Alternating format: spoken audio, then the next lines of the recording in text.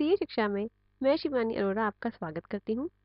आज हम अपना लेक्चर 13 शुरू करते हैं, जिसमें हम पढ़ेंगे बेसिक कंसेप्ट्स ऑफ परमुटेशंस। इस लेक्चर में हम क्या क्या सीखेंगे? Meaning of permutation and how to solve problems of permutation.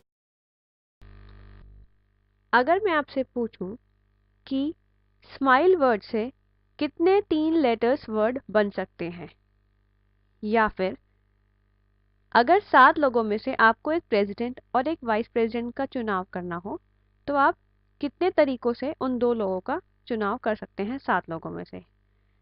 इस टाइप की प्रॉब्लम्स को सॉल्व करने के लिए हम परमुटेशन और कॉम्बिनेशन कॉन्सेप्ट का यूज करते हैं।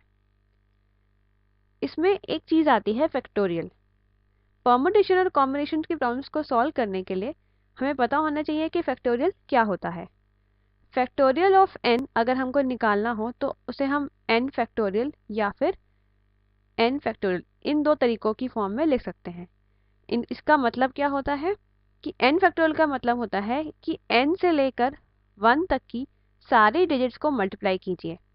जैसे 6 फैक्टोरियल अगर हमको निकालना है तो यानी कि हम कैसे लिखेंगे? 6 into 5 into 4 into 3 into 2 into 1, जिसका आंसर आ जाएगा 720। तो ये हो गया 6 फैक्टोरियल। वही अभी अभी हमने सीखा था कि n फैक्टोरियल अगर हमको निकालना हो तो n से लेकर 1 तक सारे नंबर्स को मल्टीप्लाई कर लीजिए, तो वो होता है n फैक्टोरियल। ऐसे ही अगर हमको 5 फैक्टोरियल निकालना हो तो वो क्या होगा? 5 इंटू 4 इंटू 3 इंटू 2 इंटू 1, यानी कि उसका मल्टीप्लिकेशन क्या आ जाएगा? 120।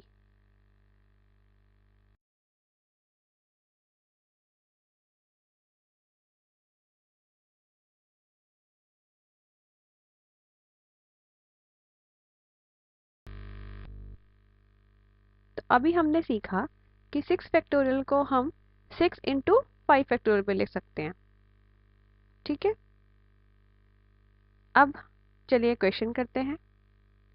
Find n if n plus 1 factorial is equal to 30 into n minus 1 factorial. चलिए इसको सॉल्व करते हैं। हमें गिवन है कि n plus 1 factorial is equal to 30 into n minus 1 factorial, और हम n प्लस 1 फैक्टोरियल को n plus 1 into n minus 1 factorial भी लिख सकते हैं, जैसे कि हम 6 फैक्टोरियल को 6 इंटू 5 फैक्टोरियल भी लिख सकते थे।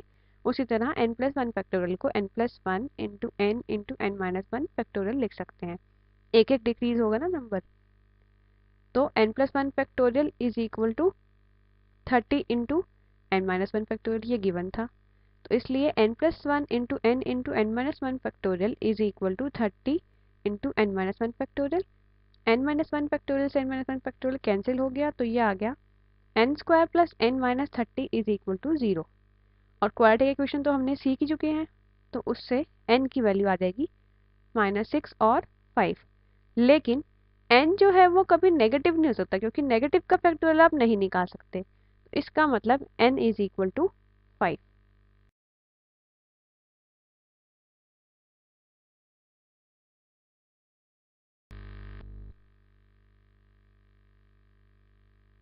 अब हम पढ़ते हैं परमुटेशंस। परमुटेशंस मतलब जब आप लोगों को या ऑब्जेक्ट्स को अरेंज करते हैं या सिलेक्शन करके अरेंज करते हैं, किस बात का ध्यान रखते हुए? उनके अरेंजमेंट का ऑर्डर ध्यान रखते हुए या सिलेक्शन का ऑर्डर ध्यान रखते हुए, तो उस सिलेक्शन या अरेंजमेंट को हम कहते हैं परमुटेशन। जैसे कि मैंने आपसे कहा a club has to choose a president. एक क्लब को एक प्रेसिडेंट और एक वाइस प्रेसिडेंट चुनना था 7 लोगों में से। तो प्रेसिडेंट की पोस्ट के लिए 7 लोग हैं, तो इसका मतलब उसके लिए 7 तरीके हैं। और वाइस प्रेसिडेंट के लिए अब कितने लोग बचे? 6 लोग बचे। तो यानी कि रिमेनिंग नंबर ऑफ वेज कितना आ गया? 6। तो अगर टोटल नंबर ऑफ परमुटेशन आप निकालेंगे तो वो क्या आएगा?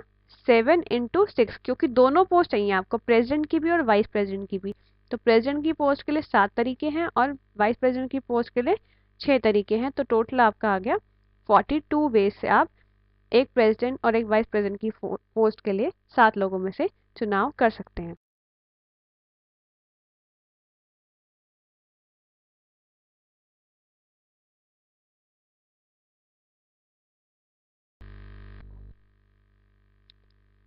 चलिए अब जानते हैं कुछ इंपॉर्टेंट रिजल्ट। पहला क्या है, NPR या इसको PNR, ये परम्यूटेशन का साइन है। कैसे कैसे लिख सकते हैं परम्यूटेशन को, NPR या फिर P और ब्रैकेट में NR या फिर PNR, ये आप लिख सकते हैं। इसकी वैल्यू क्या आएगी, n factorial upon n minus r factorial. तो परम्यूटेशन जब आपको निकालना हो NPR, तो उसकी वैल्यू क्या होगी, n factorial upon n minus r factorial, जहां पर n क्या है, टोटल नंबर ऑफ पर्सन्स या ऑब्जेक्ट्स जिनमें से आपको सिलेक्शन करना है, और r क्या है, नंबर ऑफ पर्सन्स और ऑब्जेक्ट्स टू बी अरेंज, जिन लोगों का या जिन ऑब्जेक्ट्स का आपको अरेंजमेंट करना है। सेकंड है, जीरो फैक्टोरियल की वैल्यू हमेशा 1 होगी। थर्ड इंपॉर्टेंट रिजल्ट हमको ध्यान रखना है कि एंड के केस में, जैसे यहाँ पे एक president and a vice president, दोनों चीजें चुननी है, तो आपने क्या किया था, 7 और 6 को मल्टीप्लाई किया था ना वहाँ पे, तो वहाँ पे हमने एंड रूल यूज किया था। एक रूल होता है और रूल, और रूल मतलब आप टोटल नंबर ऑफ वेज को ऐड करेंगे, और मतलब जहाँ पे आएगा या तो ये हो या फिर वो हो, उसमें आप टोटल नंबर ऑफ वेज को ऐड करेंगे, और जहाँ पे ये हो कि ये भी हो, प्रेसिडेंट भी हो और वाइस प्रेसिडेंट भी हो, एंड आ जाएगा, तो वहां पर आपको मल्टीप्लाई करना है टोटल नंबर ऑफ वेज।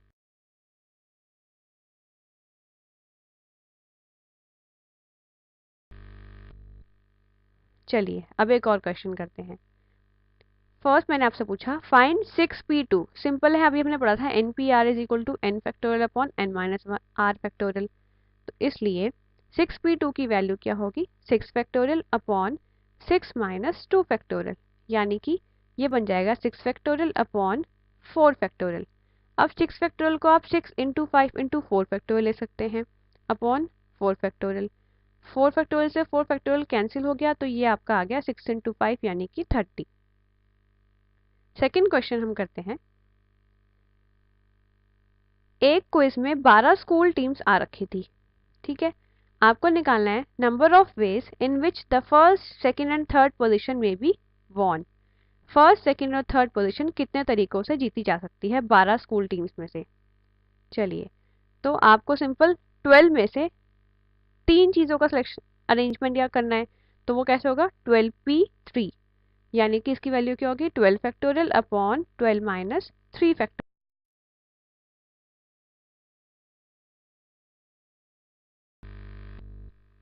तो ये आ गया 12 फैक्टोरियल अपॉन 9 फैक्टोरियल।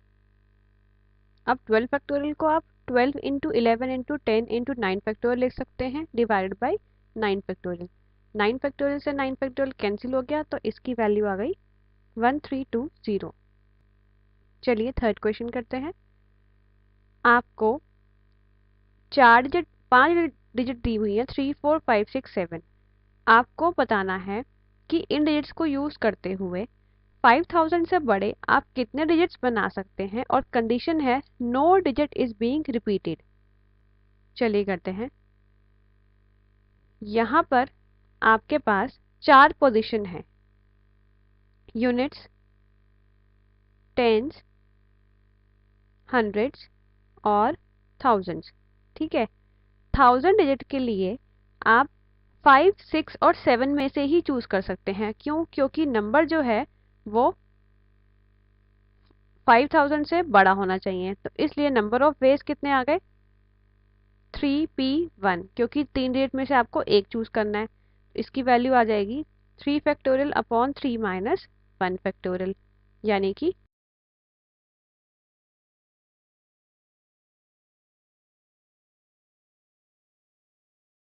3।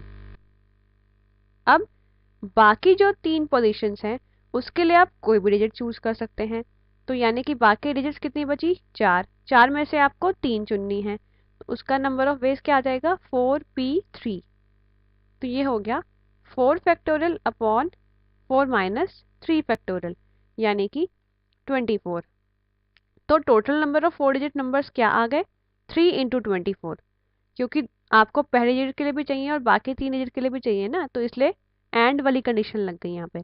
तो ये आंसर आ गया 72 वेज, यानी कि 72 नंबर फॉर्म हो सकते हैं। चलिए एक और क्वेश्चन करते हैं। आपको निकालना है कि ट्रायंगल के वर्ड्स को अगर अरेंज किया जाए ताकि वर्ड एंगल जो है वो हमेशा साथ रहे, तो कितने नंबर ऑफ वेज से आप ये जो लेटर हैं उनको अरेंज कर सकते हैं। तो यहाँ पे भी हम परमुटेशन का यूज करेंगे। अगर हम एंगल वर्ड को एक साइड में रखें तो आपके पास 3 लेटर बचे हैं, टी, आर और आई। ठीक है, तो एंगल वर्ड को आपने एक लेटर समझ लिया अगर, तो आपके पास टोटल लेटर कितने हो गए? 4। एंगल वर्ड को आपने एक लेटर मान लिया क्योंकि इसको हमेशा साथ रहना है, और बाकी 3 लेटर्स हो गए टी, आर और आई। तो आपके पास 4 लेटर्स हो गए और 4 प्लेसेस हो गई जहाँ पे आपको अरेंज करना।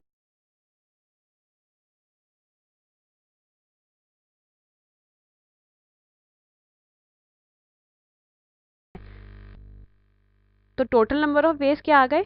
4p4, यानी कि 4 फैक्टोरियल अपॉन 4 माइनस 4 फैक्टोरियल। तो ये आ गया आपका 24। अब आप अपने स्टडी मटेरियल की एक्सरसाइज 5A के क्वेश्चंस ट्राई कीजिए, और कोई क्वेरी है तो मुझसे पूछिए। Thank you. This was end of lecture 13, basic concepts of permutation.